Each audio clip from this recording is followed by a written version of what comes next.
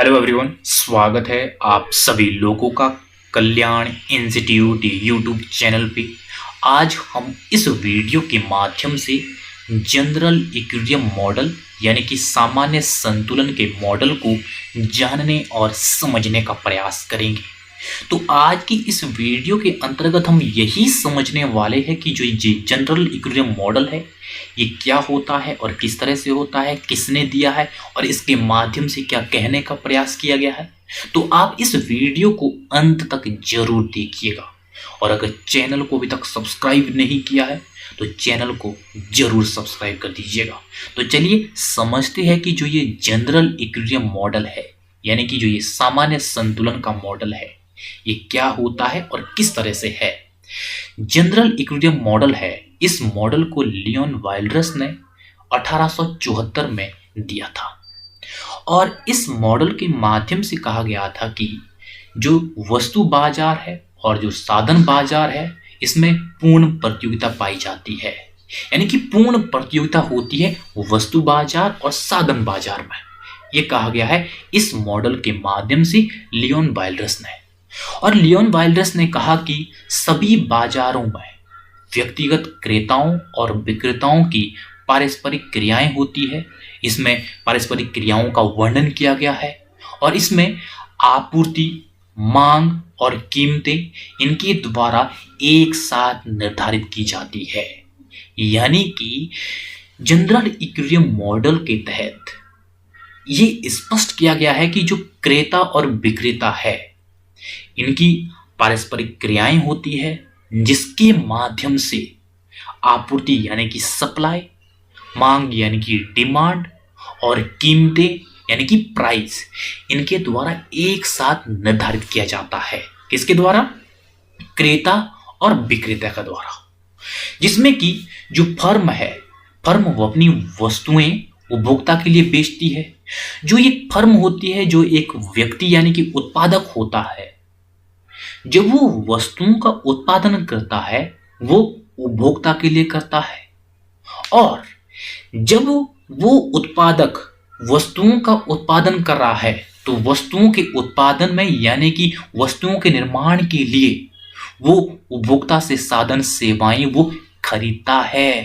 यानी कि साधन सेवाएं वो उपभोक्ता से खरीदता है अपनी वस्तुओं को बनाने के लिए। इसलिए जनरल इक्विलिब्रियम मॉडल के माध्यम से ये कहा गया है कि वस्तु बाजार और साधन बाजार परस्पर निर्भर होते हैं, क्योंकि जो एक उत्पादक है वो अपनी वस्तुओं को उपभोक्ता के लिए बेचता है और बदले में किस तरह से उनसे तो पैसे ले रहा है, लेकिन जो वस्तुओं का उत्पादन है वो उपभोक्ता के साधन सेवाओं के बिना नहीं हो सकता है। तो इसीलिए वस्तु बाजार और जो साधन बाजार है यह आपस में दोनों ही परस्पर निर्भर होते हैं। यानी कि इसको कुछ इस तरह से समझिएगा, यह है आपका वस्तु बाजार और यह आपका साधन बाजार। जो वस्तु बाजार है और जो यहाँ पे ये साधन बाजार है ये किस तरह से आपस में वो परस्पर है। जब वस्तुएं बन रही है तो यहाँ पे श्रमिकों की आवश्यकता है, परिवहन सेवाओं की आवश्यकता है, तो यही जो यहाँ पे उपभोक्ता है यहाँ पे काम कर रही है, तब जाकर के ये वस्तुएं बन रही है, वस्तुएं तैयार हो रही है और ये वस्तुएं ये खरीद रही है। तो यहाँ पे जो उपभोक्ता है, उपभोक्ता किस तरह से अपनी साधन सेवाएं वो एक फर्म में यानी कि फैक्ट्री में जहां पे वस्तुएं बन रही है वहां पे वो देते हैं, बदले में उन्हें कुछ मिलता है परिश्रमी की, और यही जो उपभोक्ता है उस वस्तु को खरीदते हैं।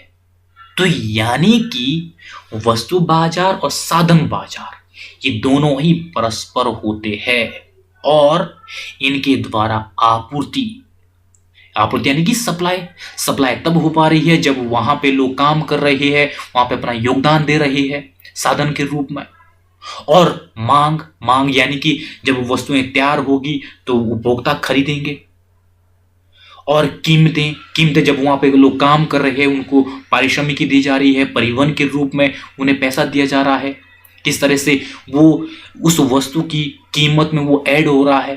तो इस तरह से यहाँ पे जो वस्तु बाजार और साधन बाजार है, इन दोनों की आपस में पारस्परिक निर्भरता होती है, जिसकी वजह से वस्तुएं निर्मित होती है और उन वस्तुओं को उपभोक्ता डिमांड करते हैं।